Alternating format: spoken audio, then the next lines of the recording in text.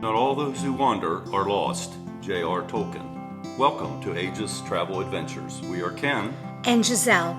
We have been to over 100 countries and are still looking to see what is around the next corner. We love wine, travel, and adventure. Listen to our podcast where we share the fun of the magical places, people, and cultures that have touched our lives. Aegis, Travel, Adventures. Welcome to Aegis Travel Adventures Podcast 03-15-23. This is Ken and Gisele. We are broadcasting today from the ocean. We are in the middle of Atlantic Ocean. Thank you, the Atlantic Ocean, off and the Brazilian coast. And we are making our way to Rio de Janeiro. So we have been on the Viking ship for 4 days, and we thought we'd give you a little bit of what's going on and what we've done. We're on the Viking ship, the Jupiter, which is one of the nicest ships I think that we've ever been on. The room is lovely. We have a balcony, and we can see a lot of ocean. and actually, the ship has nothing but balconies. There's no inside rooms or no ocean views. All the rooms have a balcony or an upgraded balcony, and the guest capacity is 930 guests. So it's in a small ship class. We don't feel like we're bumping into people when we go places. I'd say the only issue we've had, there's one really good restaurant here. It's an Italian restaurant, Manfredi's, or I think it's called, and we've been trying to get in, and we do have Manfredi's. Yeah, we have a reservation coming up, but we wanted to do it before then, and we haven't been able to get in. But last night we ate at the chef's table, and it was excellent, and so we'll get in sooner or later. But what we wanted to do with this podcast is update you from the last one we did when we had finished the Iguazu Falls recording or podcast, and what has occurred since then.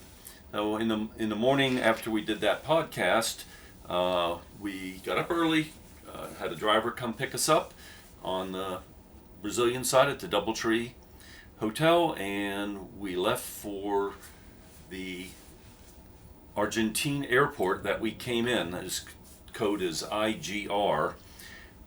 So this would be a national flight, not international. And we left about 7 in the morning. We had a 10:30 flight, but we had to go through exiting Brazil and immigration into Argentina.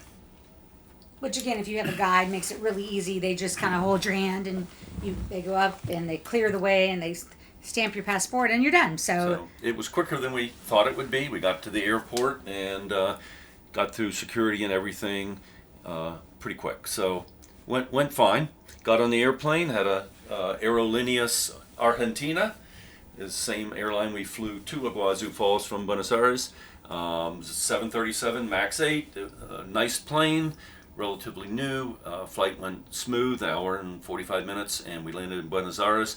And the driver that had originally taken us to the hotel when we had landed from Miami, we had contacted. He arranged one of his fellow drivers to pick us up, and we took about a 45-minute drive from the airport to the port, and it was $40. I would say that's reasonable. So we went right to the port and got on the Viking Jupiter, and the traffic and everything was fine. The Viking would give us transportation from the airport to the ship for $50 a person. It was on a bus. So other than the fact that you come out and it says Viking, and they pick up your luggage there and take you to the bus, our driver actually was out of his car and had a sign with Gisele's name on it and walked us to the car. So we got the same treatment for a lot less money. So it's just, when you think about how you want to spend your money on these trips, it's pretty easy sometimes. No fuss, no muss, to just let your travel agent or the company that's doing your cruise or your tour handle all the accommodations and transportation, and they'll gladly do it for a fee, and usually the no fuss, no muss method costs you more dollars. Well, one thing that if you do book your flights through Viking and they are direct to the itinerary that you're going, they will pick you up for free. So even though we had booked our flights through Viking because we had been to a bunch of other places and we had deviated from their quote original plan, they were not going to pick us up for free. So to go back to what Ken was saying, if you do book it through the agency with them, and you're, again, what I just said, you're going through, then you're not going to incur a cost. So we get on the ship, and easy, obviously. For Ken and I, first thing we did, we went and bought the drink package. So that was we got that taken care of, and A point on that, with Viking, you get free wine or beer at lunch and dinner without the beverage package. and coffees. And, and waters and stuff like that. It's all waters in your room all the time. They're all free. With the beverage package, you get upgraded wine, and then you can get beverages any time of the day. It's $25 a day per person. On some of the other cruise ships, I've seen recently they keep raising the price, and some of these packages are over $100 per person per day. So when you decide which cruise line you want to do and which cruise, if you're interested in beverage packages, that's something to keep in mind.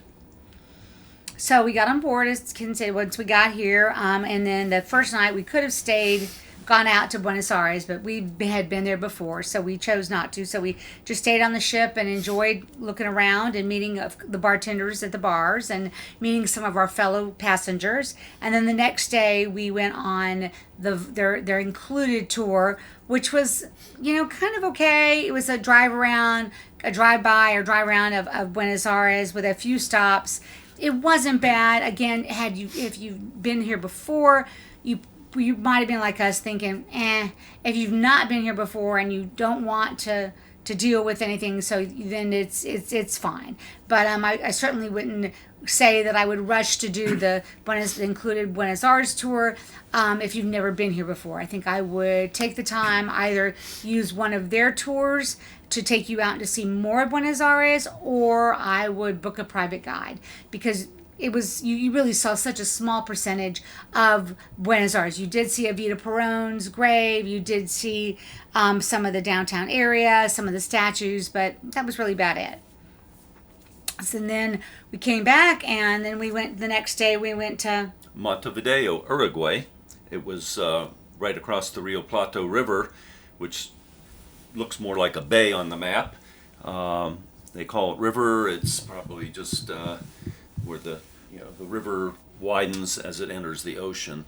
And so in the morning we got up and we did another tour of Montevideo by coach that was included, and it was interesting. We had been there before, and we, no surprise, hired a private guide, and we went out into one of the vineyards here, because Uruguay has some extremely nice vineyards and wines, and we spent most of the day doing that. We came back, we just briefly saw some of the city. There's the ocean on one side of Montevideo, and there's the river Plata on the other, Rio Plata.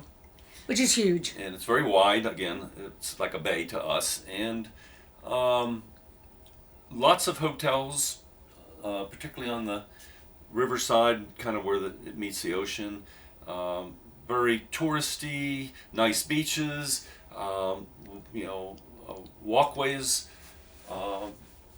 along the ocean, and lots of restaurants. And they were talking about expats living here. It's a pretty safe city compared to other big cities, and a lot of people do come to Uruguay as expats and like living here because of the safety, atmosphere, and the exchange rate.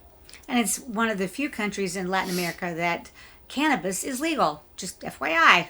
You do have to get a card, and then once you have to pay for the card, then you can go to a store and get some. But just letting you know. So we did the tour, and again, I wouldn't call it the cultural capital of South America by any means. And probably the nicer place in Uruguay is Punta del Este. We did not go there, but we had been there before, and the beach is a little bit nicer, and I think it's a little fancier, a little more expensive. So, but Uruguay certainly, I would say, is pretty high up there on safe countries to visit or to live. And we got back on the ship, and it was supposed to rain that afternoon. We had talked about going out and walking up one of the streets we had done before, but the clouds gathered, so we just stayed on the ship. Rained quite hard for quite a long time, and it's been a real dry season and hot down here, so it was extremely welcomed by the locals. So at 4 o'clock, it was all aboard on the ship, and the ship left 5 right on time, and we started heading towards our next stop, Rio de Janeiro. We have 2 sea days before we arrive. And one thing that Viking does, I think that they do very well, is they have guest lecturers. And some of them, like anything else, some of them are really good and some of them are not so good. But the one gentleman that we're going to explore with a little bit later is a neurosurgeon out of Connecticut. And he was a Argentinian. He had been there. That's where he was born there originally. So he's got a little bit of a lilt in his accent. But what I found, or what we found really fascinating, is that he has discovered some really interesting things about what happened to Evita Peron. And we'll go into a little bit that on our next podcast about who Evita Peron was and why she is so important still to this day to Argentina, and why there's a big love-hate relationship about her. But he had come up with some medical theories about what had happened when she became ill and what her husband had done to her. So that was probably the most interesting one. And some of the other ones are not so much. We took an art class yesterday, which we promptly realized that we don't have to worry about quitting our day jobs and becoming watercolor people, because we weren't. So we've enjoyed today, just chilling and hanging out, and we are gonna again tonight go to dinner and just chill out. And they've got a few shows. We did see a tango show last night, which was lovely. Those people are amazing on their skill sets, and I don't think the woman had an ounce of body fat on her, so I obviously hated her. But we enjoyed the show, and then we were just hanging out, and we look forward to chatting with you guys later. And we will put some of the links of Viking, etc., in our show notes, so you'll be able to see the ship exactly that we're going on. And then tomorrow, when we get back from our experiences with Rio de Janeiro, we will fill you in and let you know all what we did, and hopefully we wouldn't get mugged. Alrighty, take care, and talk to you at next podcast. Travel tip 1. Ken and I decided that at the end of our podcast, we were going to start adding just little tips and tricks that we've learned, or things that we think that might be worth you looking at or just exploring when you're planning trips. Things that we have found to make our trips easier, etc. And my tip of the day is, before you leave to go on your next trip, especially if it's out of the country, is take a moment and look at your the server that your phone goes through. If you're like us, you use your phones for literally everything from photos to making lovely podcasts, etc. So we discovered several years ago T-Mobile. And this is going to sound like we're an ad for T-Mobile. We don't get paid. But we have found, and make it very long story short, by switching to T-Mobile, we were able to accomplish several things. One, our bill went down huge. Especially if you have a senior rate. That's the one of the benefits. The other thing is the availability of T-Mobile around the world. We have been able to use it pretty much in every country. The only 2 countries that we had difficulty in were Tonga and this year in Namibia. So those were the only 2 times that we found that it hasn't been helpful. The senior plan is very reasonable, but again, more importantly for us for travel, it gives you the opportunity for freedom. You don't as long as you're not at sea, there's no cost to use it. Depends on the country that you're at. But so my suggestion would be to someone would be to look at T-Mobile or any other carrier and to see if there might be a better fit for you when you travel. And now here's Ken's tip. Just one more piece of that for people that are first-time cruisers. When you get on the ship and it leaves port, don't forget to put your phone on airplane mode, because once it kicks into cellular at sea or whatever service you get, it can add up to megabucks real quick. The other tip that I'd like to throw out is when you're on a cruise and you're looking to do excursions off the ship, look at what the ship offers. That's fine in the price, but go to tours by locals and look at what they have. They're not everywhere, and they don't always offer everything you want to do. But sometimes they do offer everything the ship has and more, and even sometimes you can customize your trip based on what you want to do. Essentially, you're hiring a tour guide with a vehicle, and they'll take you where you want to go. The other thing is if you want a private tour with just two of you, it'll probably cost you more than the ship. Maybe not a lot more, but you're not going to be on a bus with 35 or 40 people. And then your stops are, what you want to do. Lunch can be short, lunch can be long, etc. But often you have the ability to put 4 or 6 people in a vehicle, and you can advertise on Cruise Critic for people that are on your ship that would want to join you on a private tour through Tours by Local. There's also shoreexcursions.com. Again, we'll put these links in the notes for our show so you can look at them. And again, as usual, everybody, you got to look at and see what makes sense for you. What makes sense for you may not make sense for us, etc. So, but these are just some ideas that can make your traveling a little bit easier and hopefully a little bit more enjoyable. So again, thanks for listening, and we'll talk to you soon. Bye. Ages? English. Travel? Travel. Adventures? Adventure.